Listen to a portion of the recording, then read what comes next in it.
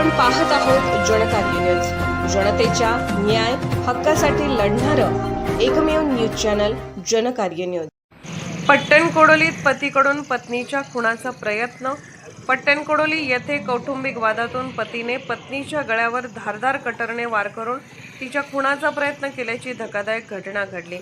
या घटनेत सुजाता श्रीशैल पुजारी व 32 राहणार गणेशमाळ हुपरी या गंभीर जखमी झाल्या आहेत। मिळालेल्या माहितीनुसार सुजाता पुजारी यांचे पती श्रीशैल पुजारी यांनी धारदार कटरने त्यांच्या गळ्यावर वार करून खुनाचा प्रयत्न केला। घटनेनंतर आरोपी पती पसार झाला आहे।